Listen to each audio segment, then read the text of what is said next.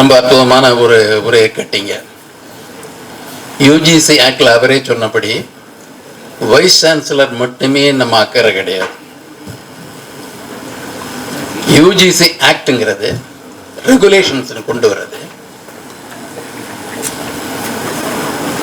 அவங்க ஒரு இதை கொடுக்குறாங்க, நீங்க தேசிய கல்விக் கொள்கையே ஏற்றுக்கலைன்னா, அந்த பாடத்திட்டங்களை நீங்க ஏற்றுக்கலைன்னா உங்களுக்கு டிகிரி கொடுக்கக்கூடிய அந்த உரிமை போயிடும்.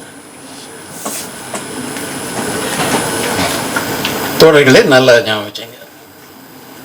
யூஜிசியில் பாஜக வந்ததுக்கு அப்புறம் தான் நமக்கு ஆபத்து வந்துடுச்சுன்னு அர்த்தம் கிடையாது. There had been some traditional interest who got entrenched into the body and they were trying to sabotage our schemes for extending education to the deprived sections. யூஜிசிக்கு கொடுத்த வேலை என்ன? Coordination, standardisation. இதுதான் யூஜிசி கொடுத்தது. யூஜிசி ஆரம்பத்திலிருந்து என்ன பண்ணுச்சு? எல்லா யூனிவர்சிட்டியும் தரம் இழந்து போச்சு. அதனால காலேஜஸ் இண்டிபெண்டா ஃபங்க்ஷன் பண்ண முடியல. ரொம்ப அதிகமா ஆட்டானமியை பத்தி பேசிச்சு, தன்னாட்சியை பத்தி பேசிச்சு. பேசுற சமயத்துல யூனிவர்சிட்டி தன்னாட்சியை ஒழிச்சாதான் காலேஜஸுக்கு தன்னாட்சி கிடைக்குங்கிற ஒரு தீமை உருவாக்கிச்சு. ஒழிச்சு இந்த ஆட்டானமஸ் காலேஜும் கொண்டு வந்தோம். நிறைய ஆட்டானமஸ் காலேஜ் வந்துருச்சு. அப்புறம் டீம்டு யூனிவர்சிட்டி வந்துருச்சு. யூனிவர்சிட்டி அவரே சொன்னபடி பாடி அஃபிஷியல் நாமினேட்டட் அஃபிஷியல்ஸ் இருக்கிற யூஜிசி எப்படி கரிக்குலம் சிலபஸை டிஸ்ட்ரிபியூட் பண்ண முடியும்? 2021 கரிக்குலம் சிலபஸ். அந்த சிலபஸை எல்லா யூனிவர்சிட்டியும் கவர்னர் மூலமா, சான்சலர் கவர்னர் மூலமா இம்போஸ் பண்றதுக்கு யூஜிசிக்கு என்ன competence? First, it is a body of nominated member officers. ஒரு பியூரோக்ராட்டிக் பாடி ஒரு அகாடமிக் அத்தாரிட்டியா எப்படி மாற முடியும்? யூனிவர்சிட்டியினுடைய ஸ்டாண்டர்டைசேஷன், யூனிவர்சிட்டிக்கு ஆட்டானமஸ் காலேஜ் வந்தப்புறம் இந்த ஸ்டாண்டர்டைசேஷனை யார் பண்ணுவா? யூஜிசி பண்ணுது. So the scheme is to deprive the state universities of its autonomy. பண்ணி இங்க வந்தா இந்த ஆட்டானமஸ் காலேஜ்ல நீ ஆட்டானமி கிடையாது. UGC nominees are holding the, அவங்க தான் இந்த holding the power. Academic autonomy பத்தி சொல்லிட்டு அகாடமிக்ஸ் ஆட்டானமி இல்லாம bureaucratic bodies are deciding curriculum, syllabus, everything. இப்போ இந்த நியூ எஜுகேஷன் பாலிசின்னு கொண்டு வந்த பாலிசி, அத கோமிய கல்வி திட்டம் அப்படின்னு நம்ம வச்சுக்கலாம். இந்த கோமிய கல்வி திட்டத்தில் they are destabilizing the whole system. 4-year course கொண்டு வர்றாங்க. முதல் வருஷம் போனா உங்களுக்கு ஸ்கில்லுங்கிற பேர். ஸ்கில்லுன்னா என்ன அர்த்தம்னா you go for lesser assignment ஜாப்னு அர்த்தம். ஒரு ஃபார்மல் கோர்ஸை கம்ப்ளீட் பண்ண விடாம நீ நடுவில் போயிரு, ஃபர்ஸ்ட் இயர் போயிரு, செகண்ட் இயர் போயிரு, நாங்க சர்டிஃபிகேட் கொடுக்குறோம், டிப்ளமோ கொடுக்குறோம் அப்படின்னு அவனை டெம்ப்ட் பண்ணி ப்ரொவோக் பண்ணி வெளியே அனுப்புறது. எப்ப வேணாலும் வரலாம். நான் இது வரைக்கும் எந்த ஹிஸ்டரியிலையும் போனமும் வந்ததில்லை. ஸ்கூல்ல கூட காலேஜில் போனவன் வருவானா? வரமாட்டான். ஸோ இந்த ஸ்கில்னு சொல்லிட்டு இப்போ என்ன பண்றான்னா ஹையர் எஜுகேஷன் ஃபார் மாஸ்டர்ஸ்ங்கிறத இப்போ கம்ப்ளீட்டா சபாட்டிச் பண்ணிட்டு இருக்கிறாங்க. இந்த ஒரு யூஜிசி ரெகுலேஷன்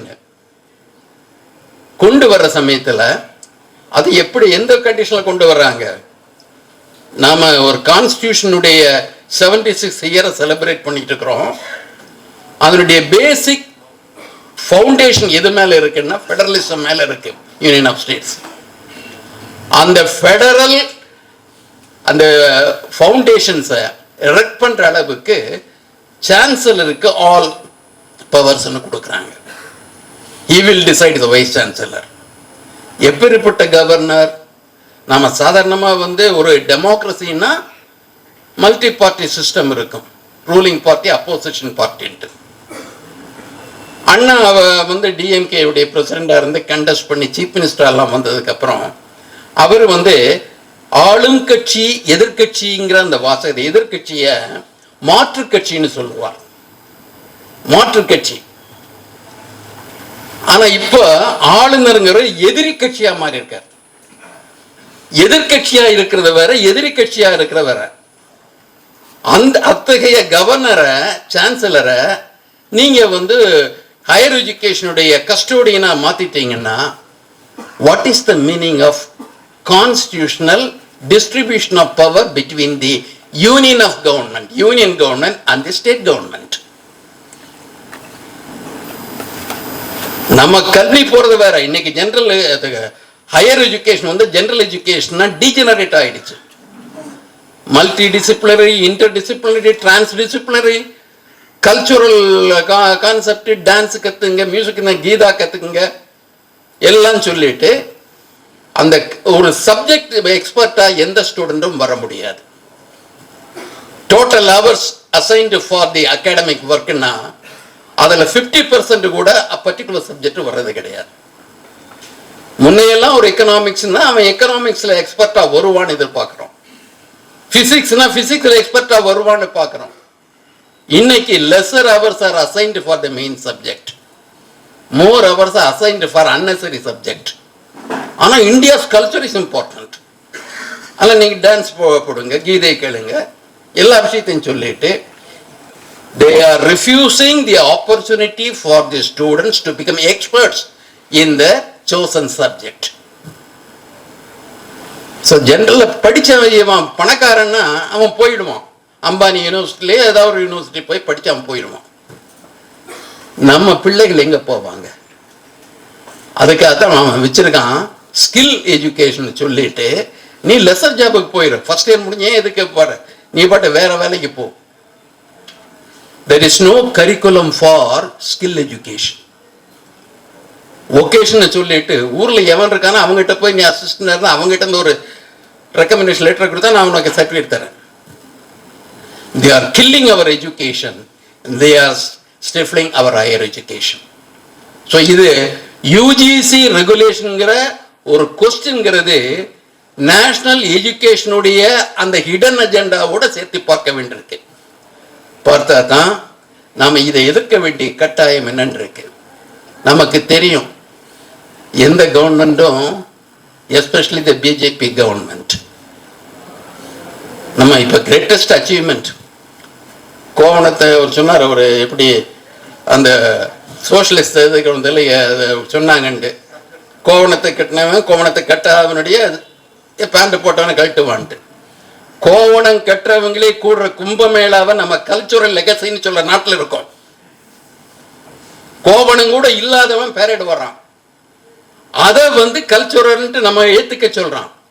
அந்த அக்கேஷன்ல ஓரளவுக்கா படிக்கிறதுக்கு வாய்ப்பு கிடைச்ச நம்மை போன்றவர்கள் நம்ம எதிர்காலத்தையும் இந்த ஸ்டேட்டுடைய ஆட்டானமி, யூனியன் ஆஃப் ஸ்டேட்ஸ், ஒரே நாடு ஒரே கல்வி அப்படின்னு சொல்றாங்க. நீங்க விஸ்வகுரு, கொஞ்சம் மேல போங்க, ஒரே உலகம் ஒரே அரசுன்னு சொல்லுங்க, Trump will become the leader. ஏன் அதுக்கு மேல போலாம் இல்லையா? நாம ஏன் இந்த குறுகிய வட்டத்தில் இருக்கணும்? விஸ்வம் நமக்கு பார்க்கணும். ஸோ ஒரே உலகம் ஒரே அரசுன்னு சொன்னா மோடி என்னவார்? அதனால இந்த மாயாஜால வார்த்தைகளால ஏதோ தேசபக்தின்ற ஒரு தப்பான ஒரு கான்செப்டை நம்மகிட்ட கொடுக்காதீங்க. மக்களை நேசிக்காத எதுவும் தேசபக்தியாக இருக்க முடியாது. நம் மக்கள் மீது கொண்ட அக்கறையால் இத்தகைய சதித்திட்டங்களை நாம் முறியடிக்க வேண்டிய ஒரு கட்டாயத்தில் இருக்கின்றோம். குறிப்பாக படிக்கும் வாய்ப்பை பெற்றவர்கள் இதில் அதிக முனைப்பு காட்ட வேண்டும். இங்க டீச்சர்ஸ் இருக்கும், ஸ்ட்ரகிள் எல்லாம் பண்ணி ஜெயிலுக்கெல்லாம் போய் பேர் விஷயம்லாம் வாங்கிட்டு வந்தவங்க தான். அந்த ஆர்வத்தை நம்ம கான்ஸ்டிடியூஷனை ப்ரொடெக்ட் பண்றதுலையும் காண்பிக்கணும், இந்த ஸ்டேட்டுடைய ரைட்ஸை வந்து நம்ம ரீட்டைன் பண்ணி காமிக்கணும்னா we can fight with our state. Tamil Nadu அரசாங்கத்தோடு நம்மளால ஃபைட் பண்ண முடியும் because they are our people. But a distant Delhi, do we have the capacity to conduct a fight? அதனால நமக்கு இருக்கிற அதிகாரத்தை இழப்பதற்கு அனுமதிக்க கூடாது. மாறாக நமது அதிகாரத்தை தக்க வைத்துக் கொள்ள வேண்டும். குடியரசின் 76வது ஆண்டில் நமது கூட்டாட்சியின் அடிப்படையையும் மக்கள் சமூக முன்னேற்றம் அதையும் மனதில் வைத்துக்கொண்டு நல்ல ஒரு கல்வியை நமது மக்கள் பெறும் வகையில் to regenerate our university system. இப்ப நம்ம யூனிவர்சிட்டியில ஸ்டாஃப் ரெகுலரா இல்ல, இதுல நிறைய ஃபண்ட் இல்ல, எல்லாமே இருக்கு. Regeneration of our university system is one thing, but before that we'll have to fight against such degenerated trends in the national politics. So நாம வந்து இந்த செய்தியை நமது சக தோழர்கள்ட்ட கொண்டு போகணும், எல்லோருக்கும் ஒரு விழிப்புணர்வை கொடுக்கணும். இது வந்து ஏதோ துணைவேந்தர் பிரச்சனை கிடையாது, இது ஒரு வேந்தர் பிரச்சனை கிடையாது, இது வந்து ஒரு ஈகோ கிளாஷ் கிடையாது. எஜுகேஷனை வந்து பொலிட்டிக்கலா சென்ட்ரலைஸ் பண்றது மட்டும் இல்ல, they are bureaucratizing this higher education system. அதிகாரிகள் மூலமா எல்லாத்தையும் செய்ய பார்க்கறாங்க, இந்த எக்ஸிக்யூட்டிவ் பண்றது கிடையாது. அதுக்கு பதிலாக இவங்க பண்ணலாம் அட்மினிஸ்ட்ரேட்டிவ் விங்கு மூலமா இதெல்லாம் பண்ணிட்டு இருக்காங்க. ஸோ இதை நம்ம நல்லா புரிஞ்சுக்கணும். புரிஞ்சுட்டு இந்த கேம்பெயினை கொண்டு போங்க, எல்லா கேம்பஸ்லையும் இந்த டிஸ்கஷன் வரட்டும், இதை எவ்வளவு பெரிய ஆபத்தானதுங்கிற புரியட்டும். நமது எதிர்காலம், நமது சமூகத்தின் எதிர்காலம், இந்த கான்ஸ்டிடியூஷனுடைய பாதுகாப்பு, இது எல்லாம் நமது முனைப்பில் இருக்கிறது. சிறிய சிறிய பேதங்கள் நமக்கு இருக்கலாம், நிறைய அசோசியேஷன் இருக்கலாம், ஒரு அசோசியேஷன் ரைவல்ரி கூட இருக்கலாம். ஆனா அதற்கான கட்டம் வேற. ஒரு பேரபாயம் வருகின்ற பொழுது நாம் அனைவரும் ஒன்று சேர்ந்து ஒரே குரலில் இந்த ஆபத்தை முறியடிவதற்கு அணிதிரள வேண்டும். அந்த நோக்கத்திற்காகத்தான் இந்த கூட்டம் கூட்டப்பட்டது.